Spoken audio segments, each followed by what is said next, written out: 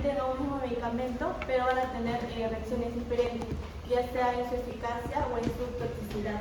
Entonces vamos a definir qué es la farmacogenética. En sí se define como el estudio de la respuesta farmacológica del individuo según el genotipo. Recordando, un genotipo va a ser la información genética que posee un organismo en particular expresado en el ADN, en forma de ADN. La farmacogenómica va a ser el estudio de las variaciones de las características del ADN y el ARN en relación con respuesta a los medicamentos. Les voy a mencionar un poquito de historia donde se hizo la primera observación. Quien lo hizo fue Pitágoras en el año 506 a.C. Él hace esta observación en ciertas personas que habían tenido una ingesta de habas, pero tenían una reacción fatal. Entonces, ahora en la actualidad, esto se asoció a que estas personas tenían una anemia hemolítica, que es por la falta de la enzima glucosa 6-fosfato deshidrogenasa. Y ya para el año 1959 fue Friedrich Vogel quien definió el término farmacogenética, haciendo alusión a la importancia de la variación hereditaria que era importante en la clínica en respuesta a los fármacos. Con respecto a su clasificación, en sí la farmacogenética va a tener dos áreas amplias de investigación que vendrían a ser la farmacodinámica y la farmacogenética. Por ejemplo, las enzimas metabolizadoras de los fármacos y los transportadores de los fármacos van a contribuir en sí a tener una farmacogenética variable, así como también los targets farmacológicos van a contribuir a tener una farmacodinámica variable en su eficacia o toxicidad. Acá tenemos un ejemplo de lo que va a ser la warfarina. En sí como tal sabemos que este tiene un efecto anticoagulante al interferir con la síntesis de los factores de coagulación dependientes de la vitamina K. Pero se ha visto que van a haber personas que van a tener unas variantes raras, lo cual va a hacer que se conduzca a que tengan una resistencia ya sea parcial o total de la warfarina. Es decir, en un grupo de personas van a requerir altas dosis, como en otro grupo de personas van a requerir menos dosis. Esto se ha visto en pacientes asiáticos. Ahora, en esta pequeña tabla vamos a ver algunos de los metabolismos, como que es el CYP12C9, y a qué medicamentos están involucrados y qué respuestas van a tener. Entonces, tanto esos polimorfismos como el CYP12C9 y el CYP4C1 van a tener una acción en lo que es la farmacodinámica y la farmacocinética de la warfarina. Entonces, ello nos va a ser muy importante en sí, porque estos, para su estudio, viendo que estos afectan a la población con sus dosis terapéuticas que son necesarias para mantener lo que es la anticoagulación. Ahora, la importancia se va a radicar en que la respuesta de un individuo a una persona va a depender de la interacción compleja entre factores ambientales, ya sea su edad, el estilo de vida que lleva la persona, el entorno al cual está asociado, la dieta que lleva y a su vez también de factores genéticos. Con respecto a la variación genética, esto puede ser una respuesta y una secuencia y función alterada de las proteínas o de los niveles de proteínas alterados a través de la variación reguladora. Ahora, con respecto al metabolismo farmacológico, este en sí es altamente heredable y va a ser evaluado mediante la exposición a los fármacos en gemelos monocigóticos o en gemelos que son fraternos. Se ha demostrado que estudios con gemelos surgieron que hasta el 75% de la variabilidad en la vida media de eliminación de los fármacos metabolizados va a ser de origen hereditario. ¿Sigue? Ahora, la mayoría de los fármacos van a tener una efectividad entre el 25 y el 60%. Prácticamente lo que se quiere hacer énfasis en esta diapositiva es la importancia, ¿no?, que va a tener esta farmacogenética. Por ejemplo, si se tiene una medicina personalizada en ciertos pacientes quienes tienen el mismo diagnóstico y van a tener la misma terapia, se sabe que algunos van a tener el beneficio, otros no, otros van a tener efectos adversos. Pero ¿qué pasa si se añade lo que es la farmacogenética, ¿no? Si se hace un test de farmacogenética, vamos a tener resultados que van a ser sumamente positivos, ya que vamos a predecir quiénes en sí responden a este tratamiento, quiénes no responden y para así utilizar un diferente tratamiento y quiénes van a tener un riesgo de toxicidad aumentado, lo cual obviamente es útil hoy en día acceder a estas pruebas. En sí en Estados Unidos se menciona en un artículo que sí acceden a ellas, pero son de alto costo, pero ya son la mayoría de personas ya como que están accediendo a ellas. Entonces al lado izquierdo podemos ver algunos de los beneficios que pueden ser acceder a esta prueba. En esta PPT, de igual forma, en este artículo de forma más resumida, ¿qué es lo que se busca con la importancia? Mejorar la eficacia de los medicamentos, el ahorro de costos, evitando así gastos innecesarios en tratamientos ineficaces, ¿no? Como ya había mencionado, no todas las personas van a tener la misma respuesta. Entonces, con esta farmacogenética ya va a ser el tratamiento más específico y más eficaz. Asimismo, va a haber una reducción de efectos secundarios y esto va a permitir también el desarrollo de nuevos fármacos que va a ser diseñado a poblaciones que tengan ciertas variaciones genéticas, variantes genéticas. Ahora, con respecto a las bases genéticas, sabemos que nosotros en nuestro núcleo celular contamos con 23 pares de cromosomas, no sabemos obviamente a más detalle, y que aproximadamente tenemos entre 20.000 genes, ¿no? Ahora, ¿cuáles son los factores que pueden condicionar la respuesta a fármacos? Acá tenemos una imagen donde nos mencionan los factores fisiológicos, los factores ambientales y los factores patológicos, dentro de los cuales podemos ver más a detalle cuáles son los que condicionan una respuesta a los fármacos. Los factores que condicionan, en este caso en sí, que es de suma importancia, son las variaciones genéticas. Ahora, los polimorfismos se van a diferenciar significativamente con las mutaciones, más que nada por su frecuencia. Los polimorfismos van a ser más frecuentes que las mutaciones en más del 1% de la población. Se dice que los polimorfismos nucleótidos sencillos van a tener una variación en sus dos alelos que va a constar de una sustitución de una base. Entonces vamos a tener variantes germinales y variantes somáticas, para lo cual las variantes germinales van a ser producto de lo que son las mutaciones y que van a desencadenar lo que es una descendencia. Las variantes somáticas de igual forma van a ser resultado de las mutaciones, pero estos son resultados de manera espontánea. ¿Y cuál es la finalidad de estudiar tanto unas variantes germinales como las somáticas? En sí, las variantes germinales va a servir para predecir la eficacia y la toxicidad de un fármaco, y las variantes somáticas van a servir para optimizar la elección, el tratamiento y la eficacia. Con respecto a su fisiopatología, sabemos que cuando un medicamento ingresa a nuestro cuerpo va a ser metabolizado y modificado. Nosotros conocemos al que se encarga del metabolismo de los fármacos, esta enzima muy reconocida, que es el citocromo P450, el cual va a contar con 50 tipos de isozimas. Entonces, como ejemplo, aquí les he puesto, se menciona el CYP2D6, el cual se ha visto variado en algunas personas, y al haber una variación en este gen CYP2D6, lo que va a presentar es que en algunas personas tengan un metabolismo rápido, en otras se ha visto que van a tener un metabolismo lento y en otras obviamente ya no va a haber el metabolismo.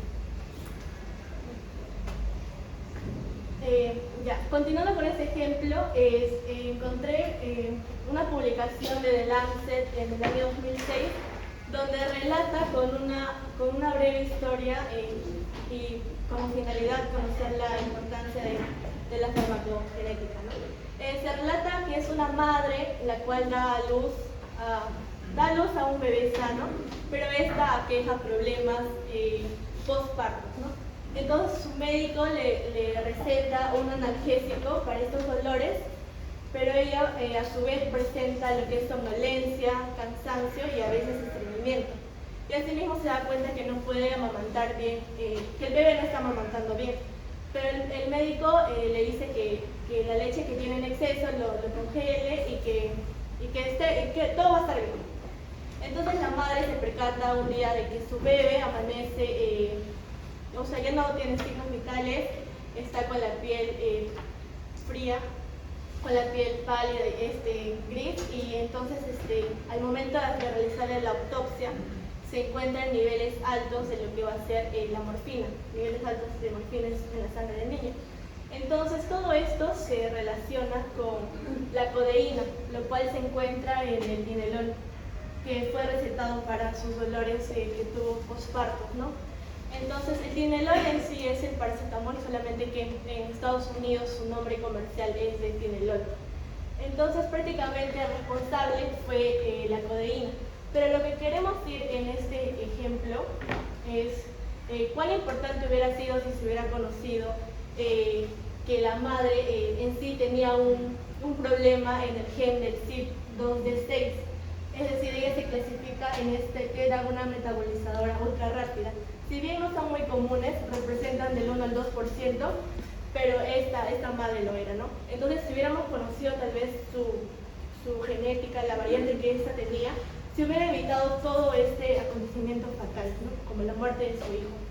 Entonces, acá como que datos estadísticos de que la mayoría sí somos metabolizadores rápidos, entre un 77 y 92%, intermedios en un porcentaje de 2 al 11% y metabolizadores así nulos de 5 al 10%. Ahora, con respecto a las variantes genéticas en el sistema inmunológico, se mencionan las reacciones de hipersensibilidad que son inducidas por fármacos. Entre las más graves tenemos a la necrólisis epidérmica tóxica y el síndrome de Stevens-Johnson y bueno, la lesión hepática. Va a ser diferente las tasas de prevalencia en las poblaciones raciales. Los metabolitos de los fármacos, de los medicamentos, van a formar en sí antígenos, ¿no? Y los polimorfismos, que recordando que los polimorfismos se definen como la presencia de dos o más formas variantes en una secuencia específica de ADN, como el anticonductario B, el DQ y el DR.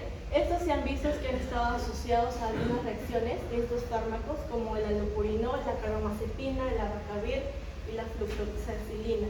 Entonces, las toxicidades cutáneas relacionadas a la carbamazepina se han visto con mayor prevalencia en lo que es Asia Oriental.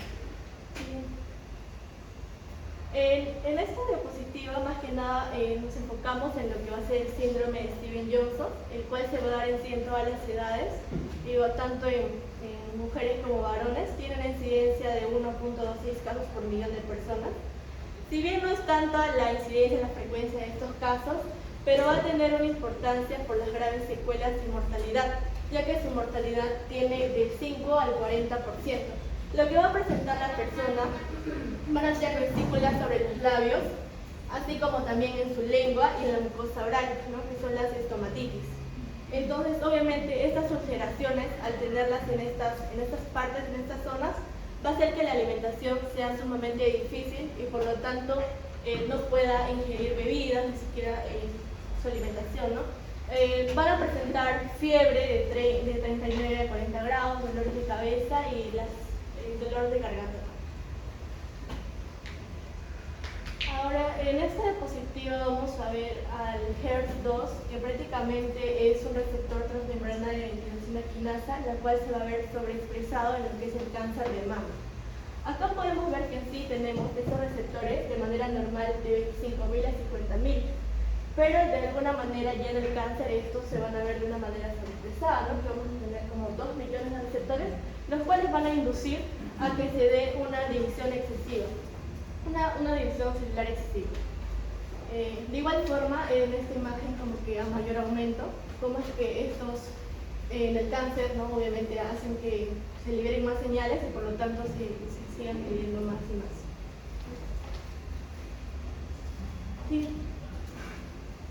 Ya, el manejo farmacológico en este caso se ha visto que va a ser el lapatinib, ya que va a tener una acción doble. Va a bloquear la activación de la vía de señalización del ERB2 al inhibir la tirosina quinasa intracelular del ERB2-1 y del 2, que es el receptor del factor de crecimiento epidérmico. Pero también se ha visto que el trastuzumab También se ha recomendado, pero en sí no va a tener el mismo efecto que tiene la patinavir. Entonces, en el artículo que se leyó es que recomiendan dar el apatinib con el trastuzumab para tener un mejor resultado. Entonces, acá podemos ver a grosso modo cómo es que bloquean y por lo tanto ya no se va a dar la proliferación, ¿no? Ni la supervivencia del celular. Ahora, este es un polimorfismo, el UGTA1, que es visto en lo que es el cáncer colorectal. Mencionando que el UGT1A1 es una enzima en sí producida por el hígado del intestino, se va a encargar de descomponer los medicamentos y también eliminar la bilirrubina. Pero algunas personas van a tener este alelo, el UGTA128, que va a estar asociado a lo que va a ser una toxicidad con el fármaco que es el irinotecan. El irinotecan es un fármaco que es recomendado en lo que es el cáncer colorectal, pero en aquellas personas que presentan este polimorfismo, obviamente van a presentar una toxicidad, como ya lo había mencionado. ¿Cuál va a ser el mecanismo de acción de este fármaco? Este fármaco prácticamente lo que va a hacer es inhibir a la enzima topoisomerasa 1, que hace que, de tal manera que se partan las células bicatenarias, que es donde se realizan los procesos de transcripción, y al inhibir esta enzima obviamente no hay mitosis, ¿no? Pero en estos pacientes que presentan estos polimorfismos, en sí se recomienda que tengan una dosis más reducida. Ahora, con respecto a las indicaciones y criterio clínico, ¿cuándo se deberían solicitar? En sí el objetivo sería de que en cualquier momento, ¿no? En cualquier momento del tratamiento, ya sea antes o después, en una fase inicial o en una más avanzada, y algunos criterios serían el diagnóstico del paciente, algunos antecedentes de RAM que haya tenido, las opciones terapéuticas disponibles, algunas pruebas disponibles, y más que nada basarse en pruebas farmacogenéticas y en los hallazgos clínicos.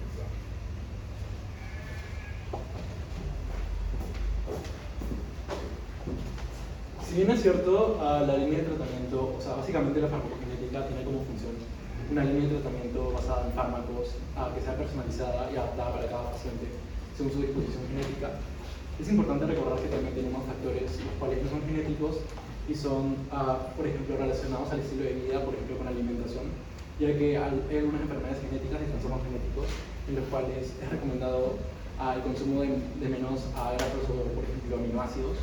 También factores fisiológicos como la edad, sexo, peso y la grasa corporal influyen en el tratamiento, asimismo como los factores fisiopatológicos, ya que en el metabolismo y la farmacocinética va a influir la función renal, la función hepática, la función cardiovascular.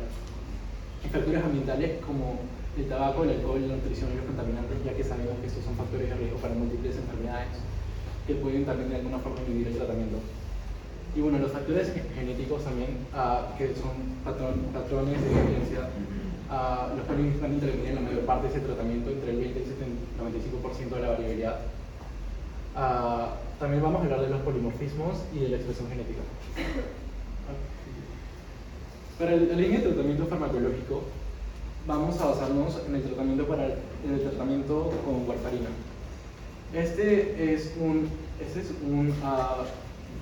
La warfarina es un antagonista, en este caso, es un anticoagulante que va a ser antagonista de la vitamina K epóxido reductasa. Y va a atacar directamente a las proteínas procoagulantes, como son el caso de la proteína C, la proteína S, los factores de coagulación 2, 7, 10 y 9 específicamente.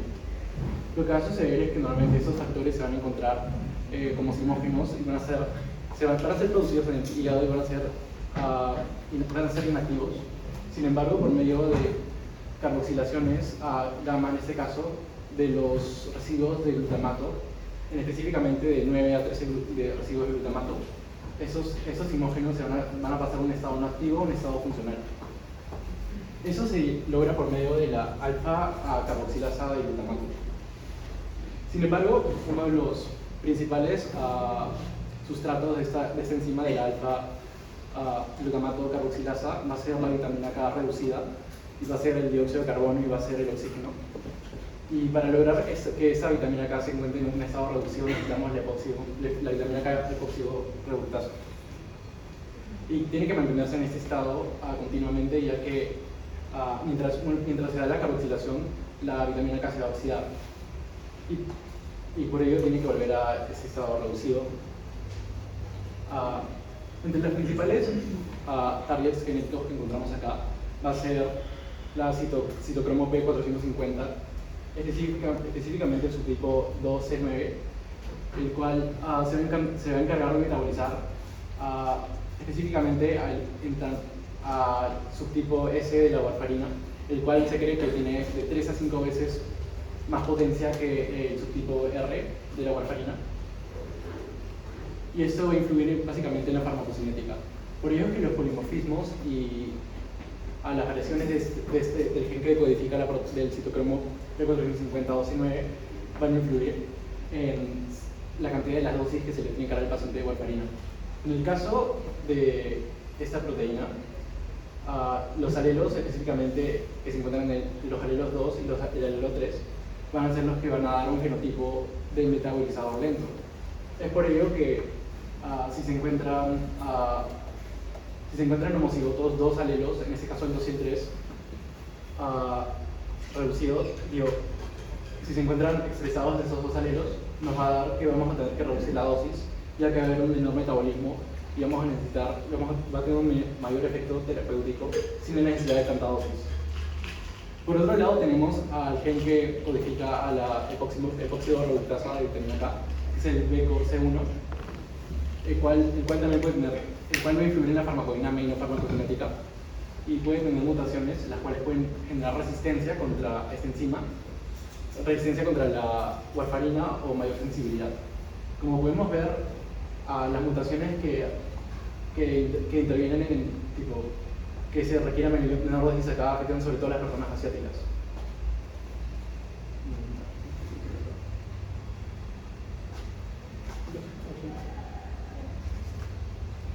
Después, entre otras líneas de tratamiento, tenemos, por ejemplo, la terapia farmacológica para tratar enfermedades cardiovasculares.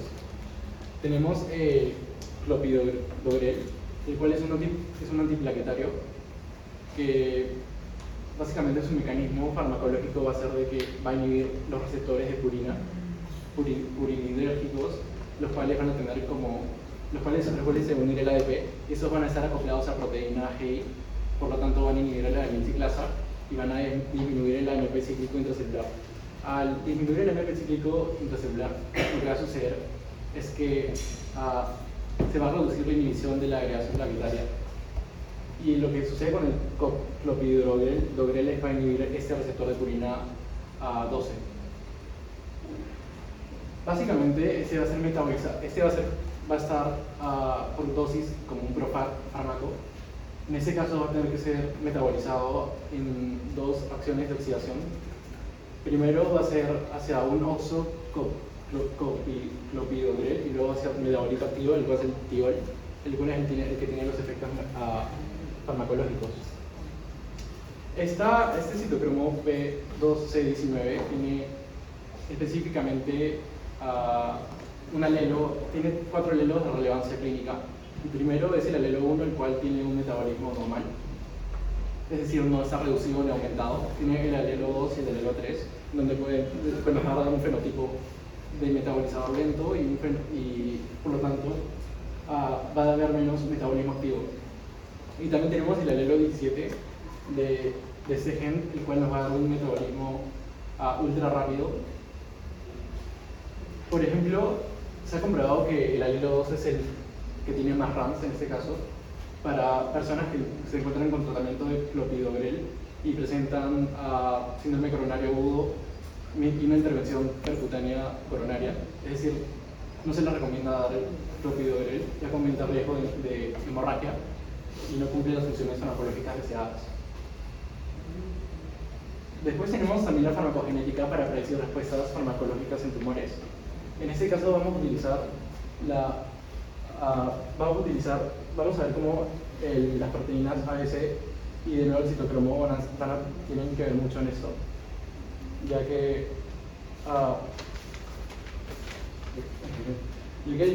paclitaxel, el cual es un antitumoral, se va a utilizar acá.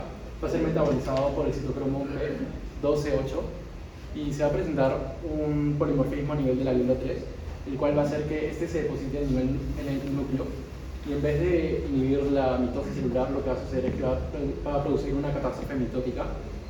Sumado a esto, la proteína ABC, el gen específicamente ABCB1, va a producir glucoproteínas P, las cuales van a generar canales que exocitosen este fármaco e inhiban su tratamiento terapéutico. Este fármaco, la paclitaxel, al ser parte de los taxanos, también tienen un rango muy importante, el cual es la neuropatía de sensibilidad sensacional relacionada a los taxanos. Y en este caso, un polimorfismo asociado a esta, que se denomina RC321-619, está asociado a una menor frecuencia de este ramo.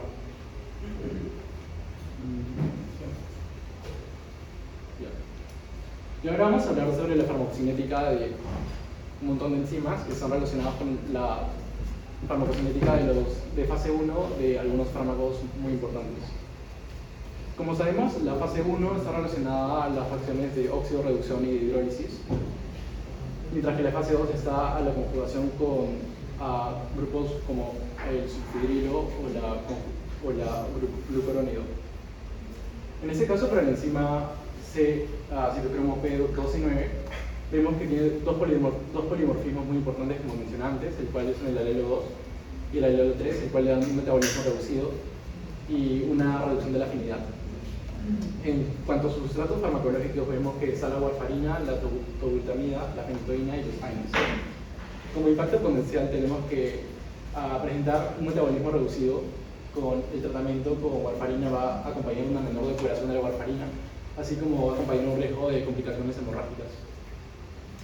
También tenemos el citocromo P1219, el cual es utilizado para los inhibidores de la bomba de protones, también para los antiepilépticos, antidepresivos y también para los anticoagulantes, antiplaquetarios, digo. Y este presenta también tres alelos de bastante importancia, el cual es el 2, el 3, el cual le dan un fenotipo no funcional, y el 17 que le da una función aumentada. Tanto este funciona para sustratos como mefenitoína, omeprazol, exorbital, meforbital, propanolol, propaguanilo, fenitoína y clopidogrel. Este va a intervenir tanto en la respuesta a la úlcera péptica del omeprazol, como va a reducir la actividad antiplaquetaria del clopidogrel si se encuentra en un metabolismo reducido. Ya que, como sabemos, el clopidogrel se va a hidrolizar por estrasas hepáticas normalmente, las cuales posteriormente se van a inactivar, y un 15% de este se va a convertir en su metabolito activo, el cual es el titol, por medio de esta enzima, del citocromo P219. Luego tenemos el citocromo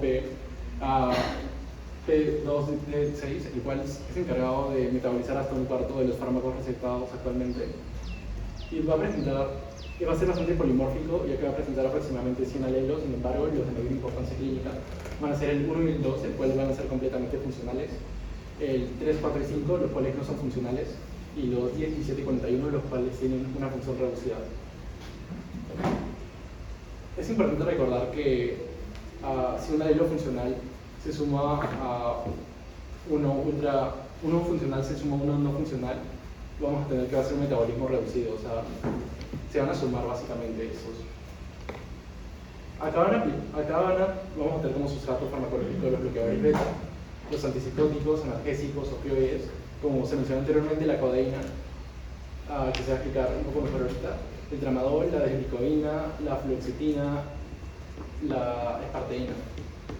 En el caso de la codeína, esa va a requerir una O-desmetilación para poder tener su metabolito activo, el cual va a ser la morfina, y esta O-desmetilación se da por medio de esta enzima.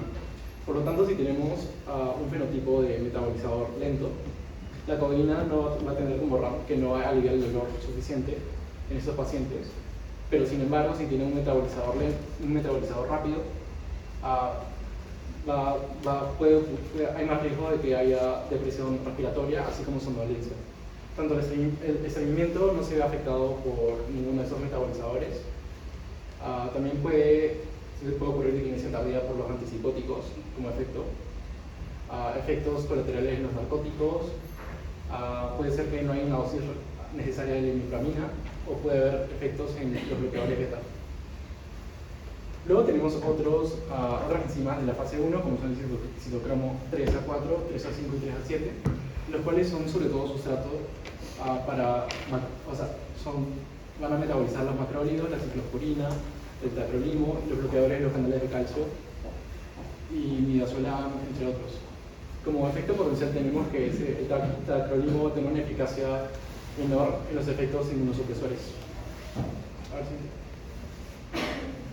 En cuanto a las enzimas de la fase 2, esas se van a encargar de agregar un grupo funcional en ese caso. Por ejemplo, puede ser un sulfidrilo o una glucuronización. Y vamos a tener la UDP glucuronesil transferasa 1A1, la cual va a tener sobre todo como sustrato farmacológico el irinotecano y la bilirrubina. El metabolismo normal del irinotecano va a ser un fármaco que va a servir para el cáncer de colon rectal y va a ser hidrolizado por las enzimas hepáticas carbolixerasas a metabolito citotóxico conocido como SN38, el cual va a ser inactivado por esta. Es decir, si tenemos un fenotipo reducido de esta, puede producir toxicidad por irinotecano, así como neutropenia y diarrea. Sobre todo los alelos más importantes para esto van a ser el alelo 28 y el 6, que van a dar una expresión reducida de la UGT1A1, conocido como síndrome de Weaver. También tenemos la tiopurina S-metiltransferasa, la cual va a tener como sustrato farmacológico a la azatioprima, el 6-mercaptopurina y la 6-tioguanina. El metabolismo de estos fármacos va a hacer que la 6-mercaptopurina y la 6-tiopurina se van a activar y van a formar nucleótidos de tioguanina, los cuales se van a inactivar por esta enzima y las antinoxidasa. Y se van a utilizar sobre todo para el tratamiento contra cáncer o tratamientos para enfermedades inmunológicas. Sin embargo, si tenemos un efecto reducido de esta enzima, la toxicidad y la eficacia de la tiopurina se va a reducir e incluso puede inducir un segundo cáncer. También tenemos, por último, en las enzimas de la fase 2, el transportador de aniones orgánicos, el cual se va a encontrar en la base de la membrana de los sinusoides, en este caso en el hígado, y va a tener como función sobre todo transportar los fármacos ácidos, y ese va a tener un polimorfismo en el gen que lo codifica, que es el LSO1B1, el cual va a reducir el transporte de los sustratos y la expresión de la membrana reducida, el cual se va a encontrar en el alelo 15, 17 y en menor medida en el 5. Como sustrato de este transportador vamos a encontrar las estatinas, el metrotexato, la bilirrubina y los inhibidores de la enzima convertidora de angiotensinógeno. Como impacto potencial que podría tener sobre todo en las estatinas, específicamente en la simvastatina, va a ser que va a aumentar la exposición a esta y va a producir la exposición sistémica a esta y va a producir uno de sus mayores RANs, que es la miopatía.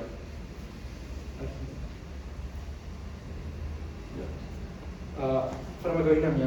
Estos básicamente van a ser los targets que tienen los fármacos. Por ejemplo, tenemos tenemos la enzima convertidora de angiotensinógeno, que va a ser el principal target de los inhibidores de la ECA, como es el enalapril. Y estos van a tener efectos de retroprotección, hipotensión y reducción de la masa ventricular. También tenemos otras como la fenilato sintasa, los cuales todos estos pueden sufrir polimorfismos y van a afectar la farmacodinámica, en este caso de los fármacos. En el caso de la hidroximetilglutaril coreductasa va a ser el target, en este caso las estatinas, como la pravastatina, y se van a encargar de reducir el colesterol sérico.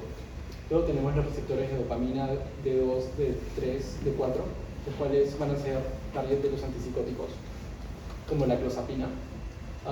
El receptor beta-adrenérgico, el cual va a ser target de las beta-1 agonistas, y estos se van a encargar de modificar la presión arterial, así como la frecuencia cardíaca, y entre otros, como el beta-2, que vamos a tener una respuesta de broncolilatación. O sea, principalmente esos son los targets que tienen todos los fármacos que pueden sufrir polimorfismos y van a afectar digamos, la forma en que esos interactúan con nosotros.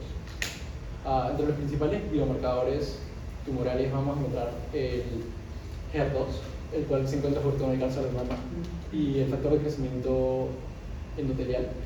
Por ejemplo, el Gefinity va a actuar sobre todo en para el cáncer pulmonar de células pequeñas. También vamos a encontrar modificadores que generan, modificadores del estado, en este caso mental del cuerpo, que van a aumentar ciertas sustancias, pero no van a interactuar directamente con el fármaco, pero pueden de alguna forma modificar el efecto que tiene en el cuerpo.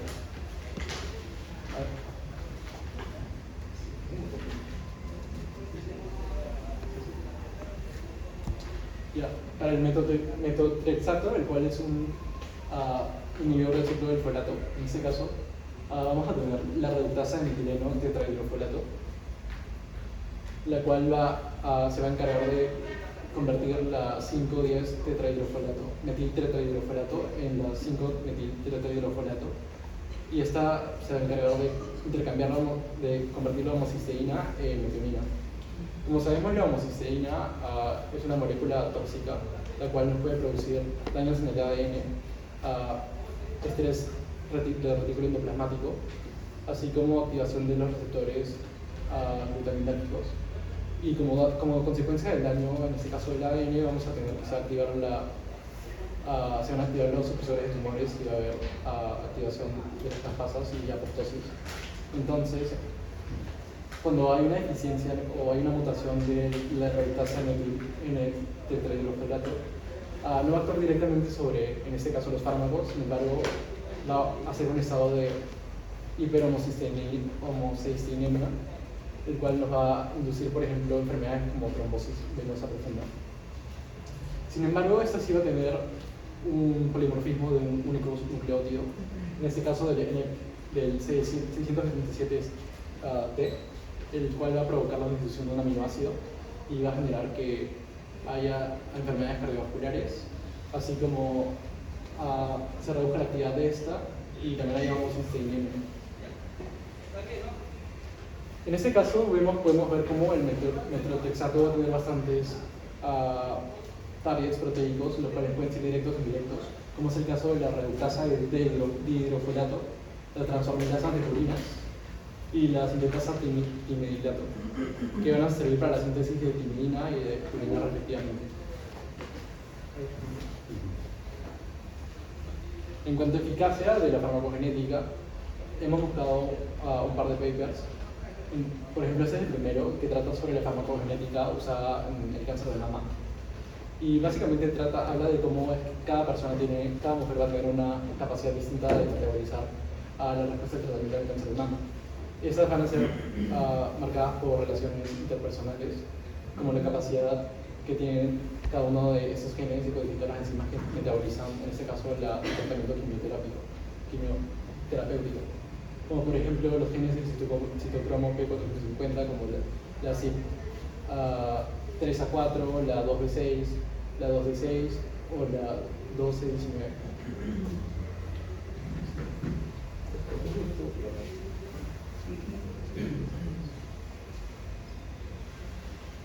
Y bueno, tenemos otros papers que también estudian las variaciones alérgicas. En este caso, en la muestra de la población peruana del citocromo P1292 y citocromo P1293, en este caso que son alelos que dan un fenotipo de metabolismo bajo de estas enzimas, y ver cómo es que afectan, en este caso para el tratamiento de micobacteria tuberculosis y entre otras. En cuanto a seguridad, tenemos que hay modificadores de riesgo biológico, como mencioné anteriormente. En el metileno tetrahidrofolato nos puede producir una homocisteinemia, y eso va a ser un riesgo de la trombosis, porque no directamente genera los trombos. Sin embargo, cuando usamos fármacos procoagulantes como son los estrógenos glucocorticoides o la asparaginasa, por lo mismo que estamos en un estado de homocisteinemia, se va a inducir esa trombosis, así como polimorfismos en el factor 5 y el factor de la protrombina. También va a haber modificadores como son los canales iónicos, en este caso polimorfismos en los canales iónicos de potasio dependientes, van a producir un cambio en la duración del intervalo QT basal, y eso va a ser un riesgo global para las arritmias cardíacas. Van a aumentar el riesgo de esas arritmias QT largas cuando se utilizan antiarrítmicos. O también pueden usarse antibióticos o macrólidos en diseminos.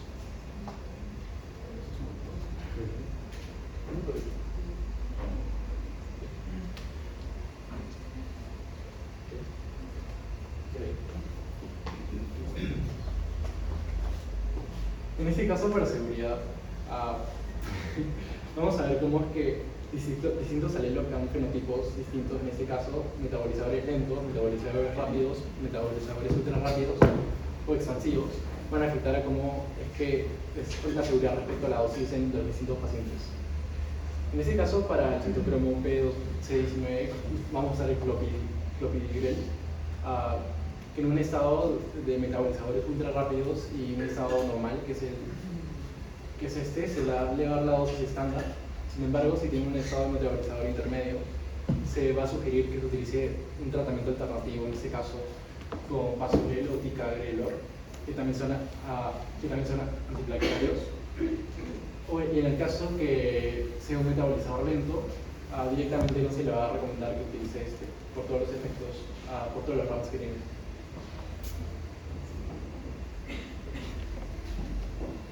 Y bueno, tenemos un caso clínico.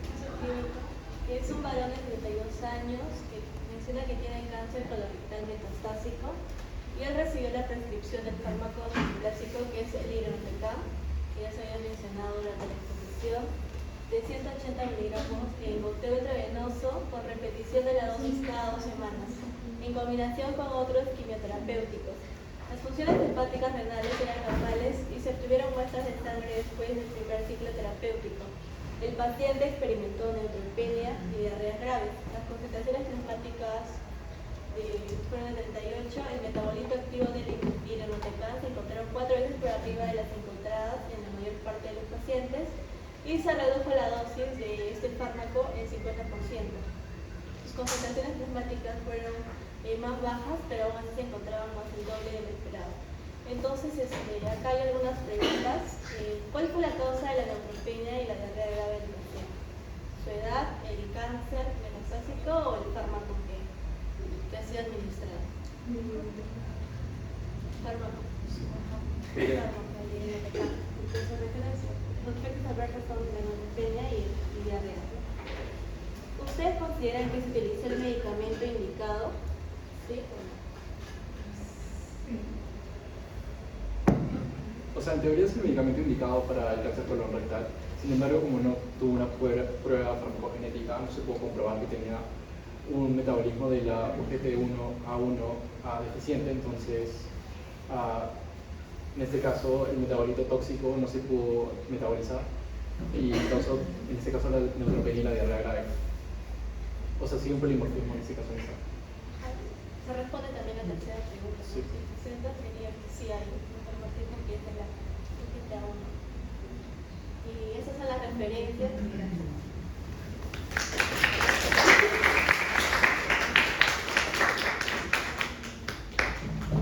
Muy bien, gracias compañeros por la presentación. Bueno, no he visto que hayan mostrado de receptores, ha habido bastantes datos interesantes, estudios también. Receptores no han encontrado casi, pero la mayoría ha sido encima de metabolizadoras o las bombas de flujo, los transportadores, pero también en farmacodinámica, incluso ahí lo que mostró ahí su compañero fue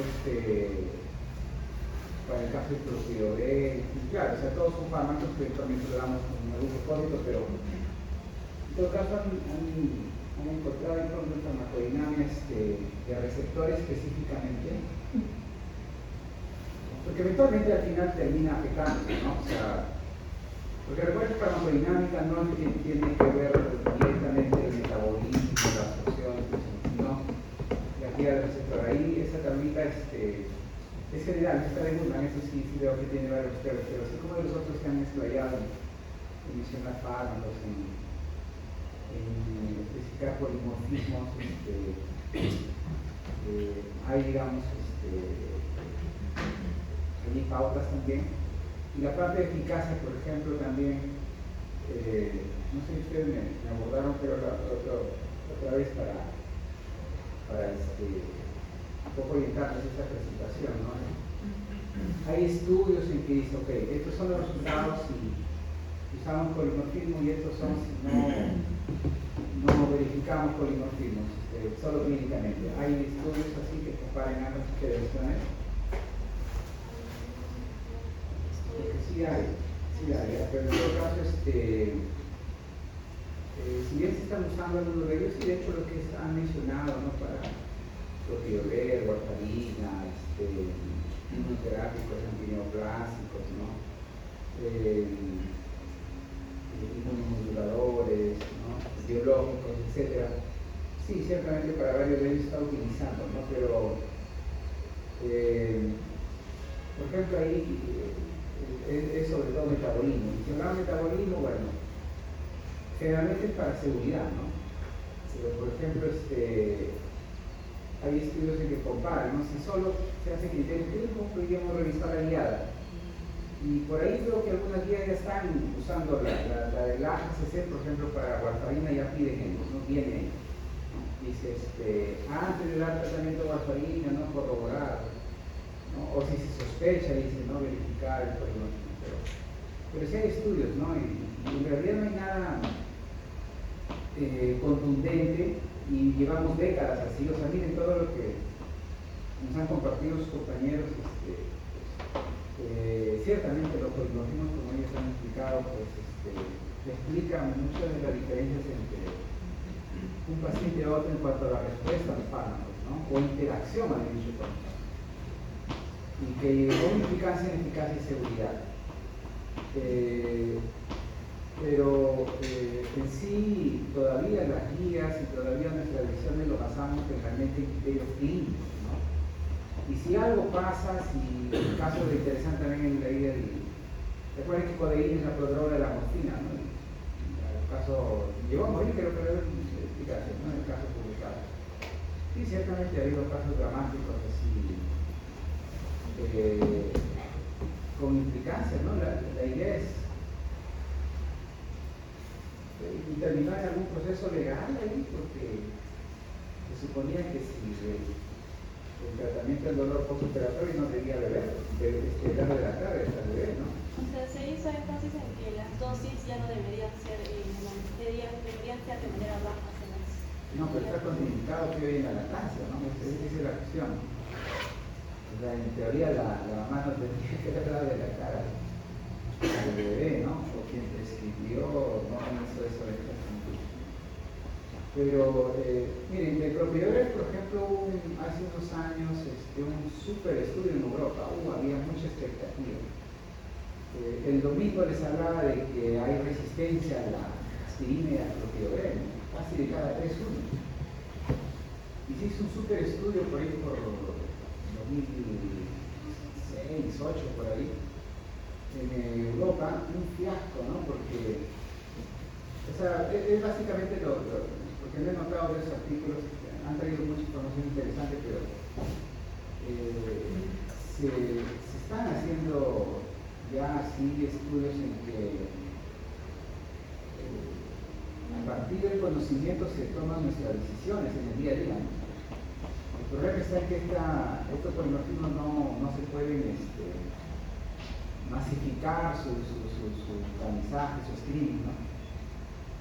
Para ver si el paciente tiene o no. O sea, mayormente el paciente viene, le valoramos clínicamente y uno decide qué prescribir o no. Hoy día hemos hecho justamente recalque con antidiabéticos, ¿no? Si tiene esta condición, otra condición, etc. O sea, nos basamos en eso, ¿no?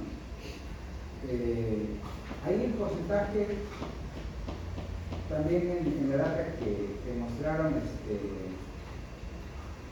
¿cuánto es la prevalencia de polimorfismo en la población en general, así en global? ¿Cuánto más o menos han encontrado? Porque han mencionado cifras ahí, creo que la que mencionaste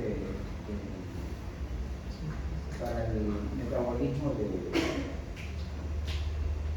parece que fue que dijiste que era hasta el 70% somos metabolizadores rápidos. Parece que era justo de la 77 a ¿no? 92. Claro. Pero, claro, o sea, te pregunto eso porque llama la atención, ¿no? Porque la mayoría de polimorfismos tienen una prevalencia que va del 10 al 20%. O sea, cuando nosotros hemos estado comentando que no hay mucho estas decisiones basadas en la farmacogenética, en el día a día, ¿no? De atender pacientes. Y sabemos que hay diferencias en la respuesta de un paciente a otro, pero supongamos ya en condiciones ideales de que se tenga disponibilidad, ¿no? a técnicas moleculares, de que el paciente ya se identifique, ¿no? Su genoma y bueno, cada vez que requiramos escribir un fármaco podemos consultar ese genoma, pero la mayoría de los casos esos polimorfismos, porque es distinto, ¿no? Mutación, alineación, polimorfismo, es distinto. Y la diferencia mucho tiene que ver con la frecuencia. Los más frecuentes son ciertamente los polimorfismos. Pero no son muchos, ¿no? O sea, en condiciones ideales, supongamos que ya hicimos todas las pruebas, solo llegaríamos a explicar del 10 al 20%, considerando que la prevalencia es esa, ¿no? Polimorfismos. Pero en el resto tenemos genes, por así decirlo, dentro de la actividad normal, ¿no? Por ahí mostraste un dato que también hablaba de que el porcentaje de respuestas se explicaba en mayor proporción por las diferencias genéticas. Así vas a encontrar, no recuerdo si fue, creo que ha sido para el biológico.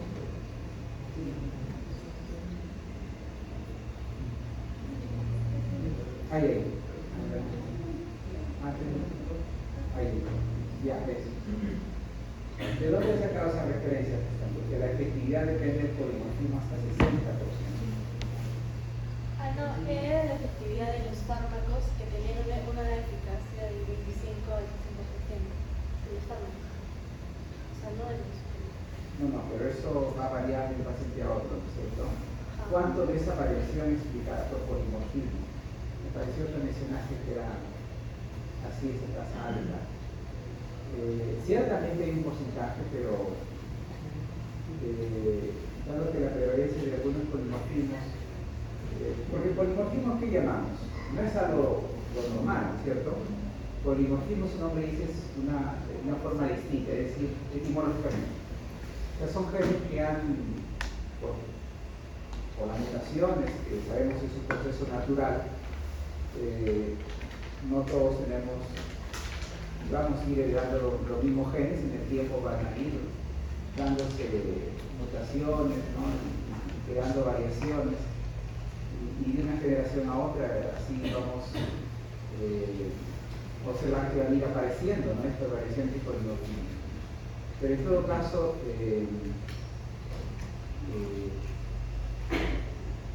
digamos, la mayoría en teoría tiene genes normales, ¿no?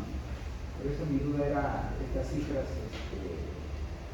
algunas son bastante altas, ¿no? Es como la hipertensión, que les explicabas, recordarán, por qué más de 60 años de edad, más de 60 son hipertensos. Se supone que la mayoría debe estar normal y unos pocos en exceso o en déficit, no normal. El polimorfismo debería ser la menor proporción, porque eso define el polimorfismo, ¿no? Que es distinto al gen normal, que se considera normal, ¿cierto? Que no asocia alteración. En todo caso, ahí la cifra hay que interpretarlo de acuerdo a eso. ¿Ya? Más o menos el promedio es 10 al 20%. Después, quizá un poco más de orden, reitero, ha habido muchos artículos muy interesantes, quizá un poco más de orden, ¿no? Porque hubiera sido interesante que de cada proceso haya un polimorfismo, ¿no? Cuando decimos nivel farmacocinético, es absorción, ya. Ahí has mencionado, ¿no? O sea, desde todo, casi todo ha habido, creo que de los receptores supongo que no ha habido artículos. Hasta en la tablita de Lumas está, pero artículos casi no ha habido. Entonces, de cada uno hay estudios, ¿no? Por ejemplo, de transportadores y de los OAT sí hay, ¿no? Ha habido un estudio que ha demostrado. De distribución también a nivel endotelial también hay alteraciones. El metabolismo creo que hay lo más, la mayoría de los que han mostrado ha sido el metabolismo, ¿no? Sobre todo en fase 1. De excreción también no he visto mucho, no creo que no han mostrado de excreción. A nivel renal también, ojo, recuerden que hay proteínas transportadoras que nos permiten secretar sustancias hacia la orina en formación. Y obviamente también hay polimorfismos ahí. Entonces, hay un poquito más de orden, quizás para diferenciar cada proceso, pero sí, de todos ha habido algún ejemplo por lo menos. Quizás en excreción y farmacodinámica un poquito faltó algo de marcar. Por lo demás, la revisión es óptima, se ve que han revisado la información, han leído varios artículos y también se ve que lo han leído, lo han analizado, las presentaciones han estado bien elaboradas. Bueno, muchachos, para el examen, concreto para el examen, ya saben que ustedes, eso les preocupa mucho, ¿no? Este tema es de proyección, o sea, como les comentaba, la mayoría de veces aquí en Perú, o sea, todos pretendimos y estamos pensando en la farmacogenética, ¿no? Pese a que sabemos que va a variar la respuesta, ¿no? Pero, como les acabamos de hacer recalque, cada proceso, tanto farmacocinético como farmacodinámico, está sometido a la aparición de polimorfismos, es decir, diferencias en la estructura genómica de los genes que codifican las diversas proteínas involucradas en esos procesos, en absorción, en metabolismo, fase 1, fase 2, en hígado, en sangre, riñón, etc., en epitelio intestinal. De distribución también a nivel endotelial y de excreción a nivel renal, sobre todo. Hay polimorfismo. A su vez, a nivel de farmacodinámico también, ¿no? Polimorfismos en los receptores de membrana, receptores nucleares, segundos mensajeros o enzimas que producen segundos mensajeros, amplificadores, inhibidores, genes regulatorios de excreción, etcétera, etcétera. O sea, encontramos a todo nivel.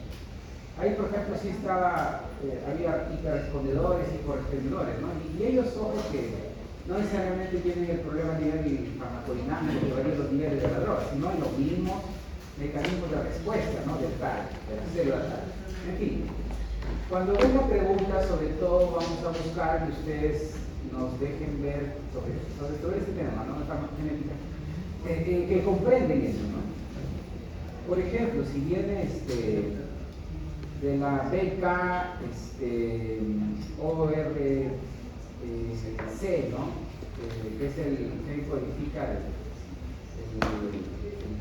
la activación de la vitamina K, ¿no? Y que es inhibido, por supuesto, por la warfarina, por ejemplo, ¿no? Puede haber una hiperfunción, una hipofunción, ¿no? En la vitamina K oxidorreductasa, ¿no?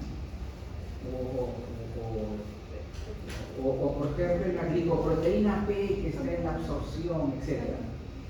Entonces, ustedes si entienden esos procesos, ¿qué pasa cuando hay un polimorfismo que signifique el aumento o la reducción de esa función? Entonces, la respuesta debe salir inmediata, ¿ya? Por ejemplo, el beta ORC, ¿no? Que determina una hiperfunción, ¿qué llevaría? ¿Al aumento de riesgo de sangrado o al aumento del riesgo de trombosis? ¿Qué dicen ustedes? ¿Qué pasaría? Si hay una hiperfunción de esa ORC. ¿Qué tiene problema? Porque miren, si el fármaco implica que los niveles de la droga estén en mayor nivel, estén en aumento, perdón, obviamente mucho efecto anticoagulante, ¿el riesgo de qué? Y si de repente es un fármaco que inactiva la warfarina, su hiperfunción implicaría que la warfarina, perdón, que inactiva la warfarina o que no deja trabajar la warfarina, implicaría que no va a ser eficaz la warfarina y obviamente trombosis. ¿Cuál es el resultado? ¿Cuál sería su respuesta? ¿Por qué? No es que van a tener que leer tantos artículos que nos han traído los compañeros o los textos también que se mencionan, Google, leyendo artículos de sino que es entender el principio, ¿no? Cómo, cuando esto sea disponible, cómo vamos a adecuar nuestras decisiones. ¿Cuál sería su respuesta? Como les digo, el DKO RC1 es la redundasa de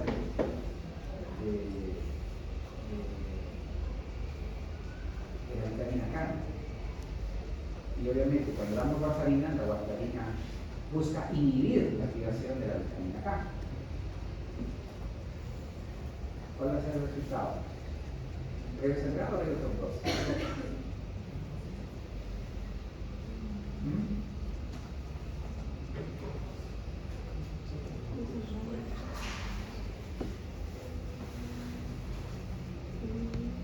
¿Cuál es el resultado? Por eso faltó un poquito de estos estudios que les decía. Esos dan más luces para al final. Ok, sé que existe esto, pero y al final, ¿qué veo en mi paciente? ¿No? ¿Debo dosarlo antes o puedo tomar solo en criterios clínicos? Debo hacer previamente. ¿Cuál es el resultado final? ¿Más central o más trombosis? No se mueve. ¿Qué pasa ahí, chicos? Porque bueno, mencionaron que existe el sistema todo, pero no. ¿Cuál es la consecuencia del paciente? Supongamos que tiene esa variante, ¿no? Esta que mencionamos. ¿Cuál es el resultado? ¿Debo reducir la dosis, aumentar la dosis? Eso les diría a los estudios, como les digo, ¿no? Es parte de explicar esto, porque los artículos que he mostrado ahí son casi descriptivos también, no son tanto estudios. La describen, ¿no?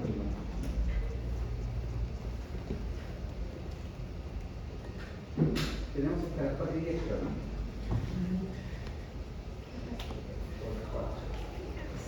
Sí, por sí.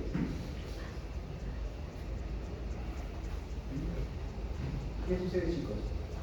Con ese polinomio que está representado. ¿Cuál es la consecuencia? El río es sangrado. Entonces, ¿qué tenemos que hacer?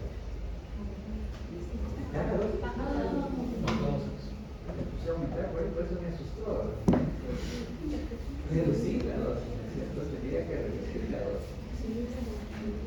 Ya, tengo un transportador OAT 1 de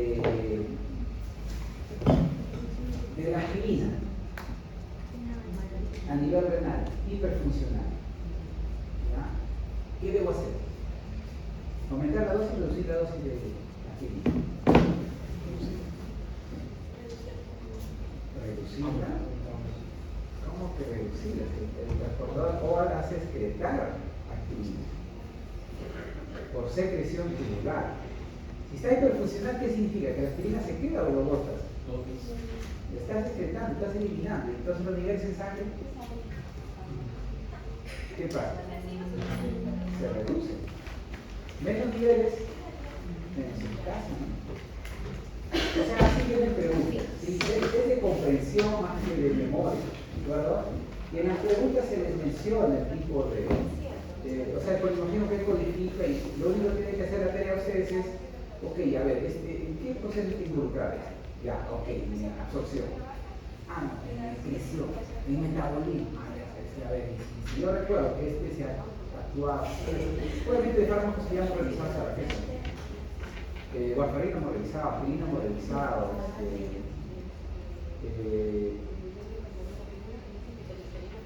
y así los hemos realizado, ¿no? Metformina también, beta bloqueadores también, antiasmáticos también. O sea, te vas a poner obviamente fármacos que son,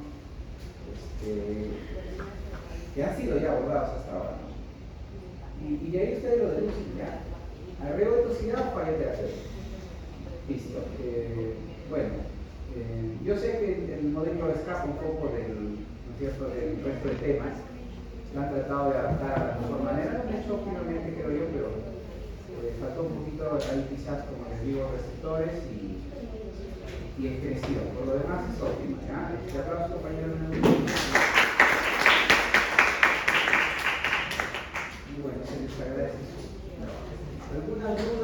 cualquier cosa que me quiera preguntar, muchachos, mañana, cuando estoy pesado. Sí. Pregúntenme lo que quieran. Está fácil, está lo normal. No hay por qué darle menos trascendencia más de lo que se corresponde. Tengo como 10 preguntas. A ver, les hago preguntitas, ya que no queda 10 minutos.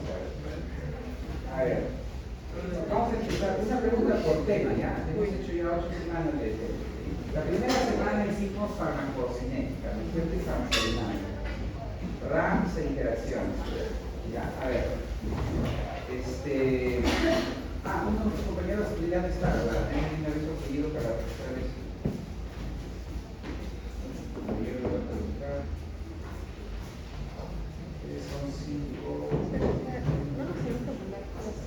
Ustedes son 5 de, ¿verdad? O sea, les pregunté.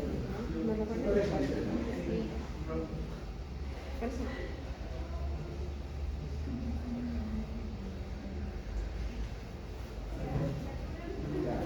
Tormos y Torre, ¿verdad?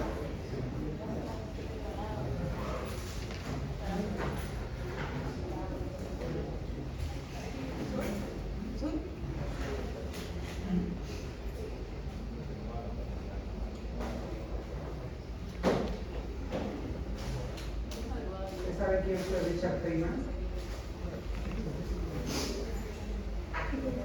¿Recuerdan?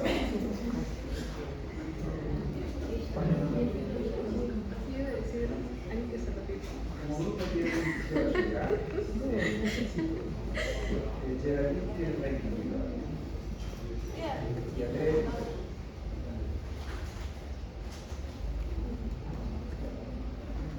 Bien, Richard Feynman dice, habla sobre el conocimiento.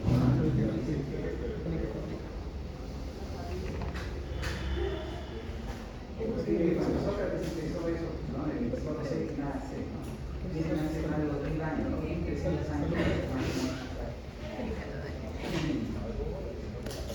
Curiosamente es eso, ¿no? El saber más no nos deja más certeza, sino nos va dejando más duda, más reflexión, más necesidades por conocer, ¿no? Entonces, en ese sentido lo que les trato de decir que en realidad, y eso yo también he sido estudiante como ustedes, cuando vamos revisando quedan, no va quedando certeza sino más dudas, ¿no? Y porque a medida que más conocemos luego nos abre nuevas preguntas, ¿no? ¿Y esto cómo es? ¿Pero cómo exactamente? Entonces, no se crean, no estén angustiados de que ya se llevó el día del examen y de repente no he terminado, todo. Siempre nunca se va a acabar. Eso es algo que yo aprendí, que nunca uno termina de aprender todo lo que necesita saber. Por eso es un proceso constante. Entonces, sepan si sus criterios, quiero que por favor los revisen así bien claros. Como hemos demostrado con los fármacos y lo hacemos cada clase, no necesitan memorizar, basta del nombre, se deduce un montón de cosas del fármaco, ¿no es cierto? Entonces, bueno, a ver, por ejemplo en farmacocinética vimos que, bueno, en el ADME, pues como estaba comentando, a ver, ¿qué podría pasar en un paciente que tiene una banda gástrica, ¿ya? O sea, le hicieron una cirugía por su obesidad mórbida? Eso implica que le secciona parte del estómago, ¿no? Y toma aspirina. ¿Cuál sería el riesgo? ¿Toxicidad o falla terapéutica? ¿Qué es la aspirina? ¿Cuál es el nombre? Ácido. Listo, ya está. ¿Qué es? Es un ácido. Si tienen menos estómago, ¿qué implica eso? ¿Más ionización o menos ionización? Más ionización. ¿Por qué? Porque recuerden que requiere estar en ácido, pero el estómago está más chico. Menos ácido, justo cortan la parte del fondo, ¿no? y del cuerpo, que es donde más están las células parietales. Entonces, al estar ionizado atraviesa o no atraviesa la membrana lipídica. No.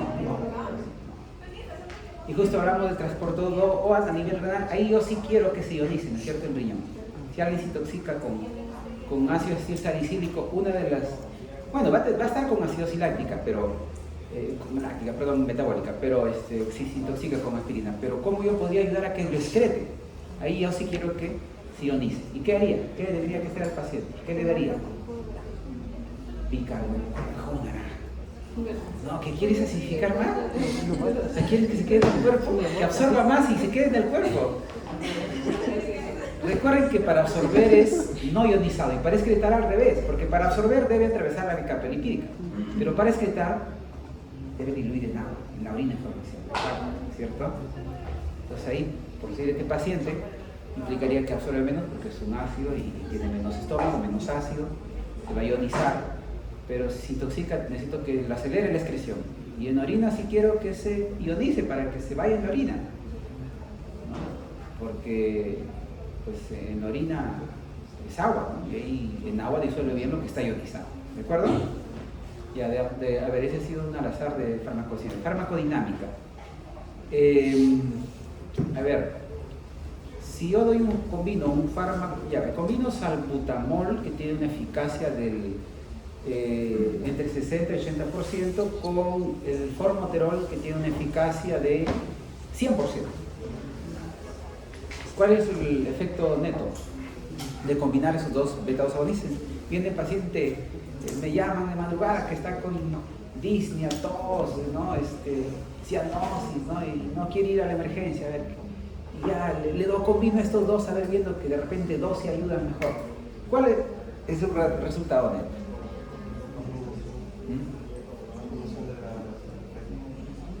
No va a ser mejor, va a ser peor. ¿De no combinamos fármacos con distinta eficacia, a menos que querramos una distinta respuesta, ¿no? O sea, por ejemplo, el salbutamol lo daría si quiere una respuesta rápida, y el formoterol si quiere un efecto prolongado. La cuestión está que los dos son rápidos, entonces al final la combinarlo no me da ninguna ventaja, porque recuerden que va a haber un antagonismo aparente. El de abajo le hace bajar más el de arriba. Si yo quiero mayor eficacia, en todo caso le daría el formoterol solo, ¿no es cierto? Le doy el más eficaz. ¿Para qué le voy a dar el otro? Pensando en que, ¿qué? 100 más 60, 160. Así no funciona la cosa. Ya, interacciones. Bueno, justo también tiene interacción, pero a ver otra interacción.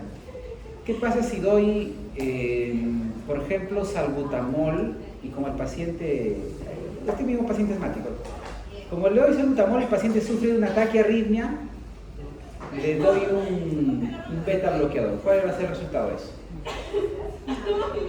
O sea, el paciente tiene arritmia, ataque arritmia, más asma.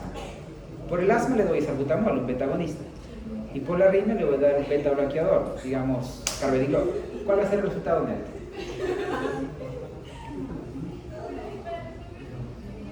Alternativa A, pérdida de eficacia del salbutamol. B, pérdida de eficacia del carvedilol. D, pérdida de potencia del uno o pérdida de potencia del otro. E, ninguna de las anteriores. ¿Cuál es su respuesta? El ninguno les mata, ¿no? ¿Cuál es? Pérdida de potencia. Recuerden que ese es un metabolismo competitivo, ¿no es cierto? ¿Cuál pierde potencia? Obviamente el agonista, ¿no? Pierde potencia el agonista. Por eso los beta bloqueadores se contraindican en asma, ¿cierto? Claro. Peor el broncoespasmo y la respuesta a los broncodilatadores. Tendría que dar otro tipo de antiarrítmico, ¿no? Pero no el beta bloqueador. Claro, ¿no se acuerdan? Agonista competitivo, pérdida de potencia. Agonista no competitivo, pérdida de eficacia. Claro, porque como se une irreversiblemente, entonces es como si perdiera receptores. Y como la respuesta, la eficacia depende de cuántos receptores activos, ahora tengo menos. Pero por eso casi no usamos no competitivos. Solemos usar competitivos. ¿Ya? Ya está, interacción, ya segunda semana. Creo que nos excedimos, ¿no? Todavía. No, 2 minutos. Segunda semana. A ver, autonómico. Ya, fármaco que da bradicardia, taquicardia refleja,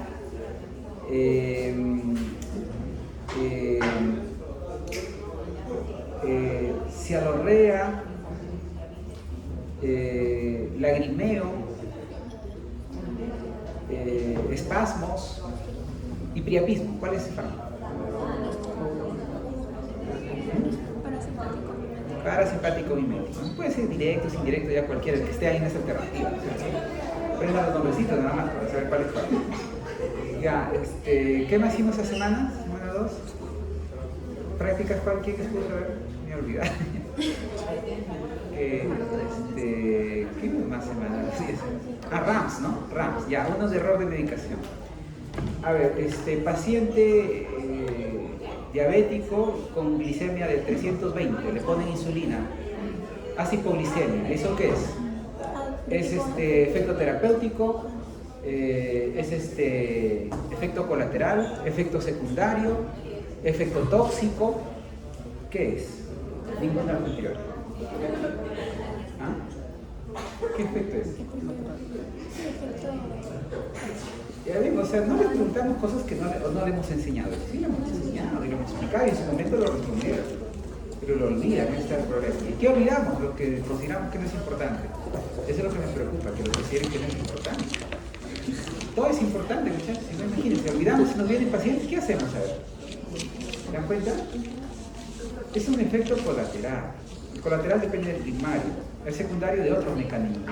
¿Para qué le hemos dado insulina? Para que baje la glicemia, sino que en este caso el paciente bajó mucho. Pero es el mismo efecto primario buscado, sino que en exceso, ¿no es cierto? ¿Y se da solo cuando excedemos la dosis? No, no se puede dar. De hecho, se suele dar cuando le dan dosis recomendadas. Entonces, no es tóxico, a menos que el dato te lo diga, ¿no? Le correspondía 20 unidades y le dieron 50 por error. Ese es tóxico, ¿no? Pero si no les menciona eso, es un efecto colateral. ¿Qué más?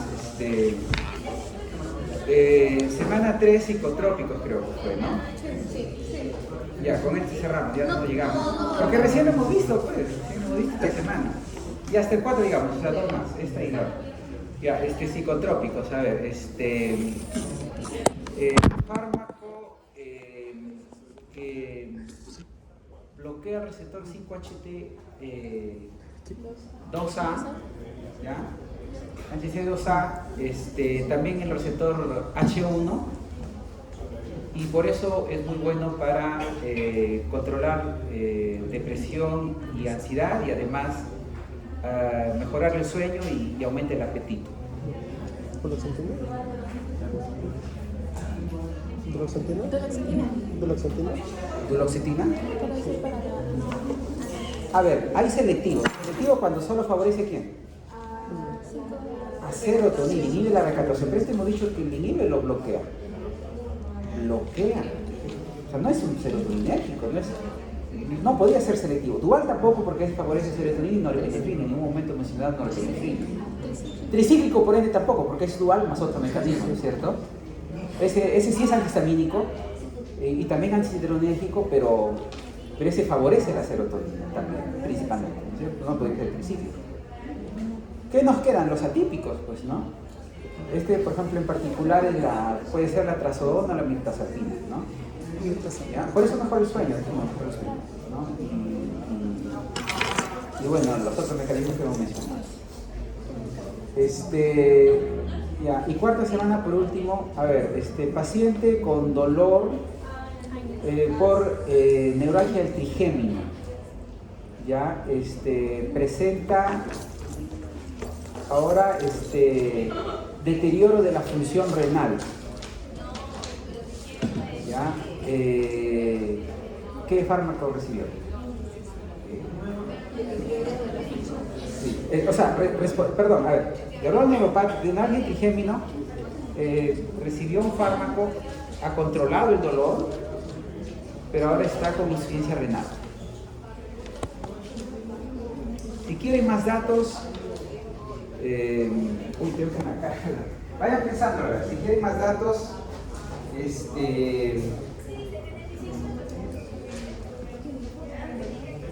cerrado, no debería haber cerrado.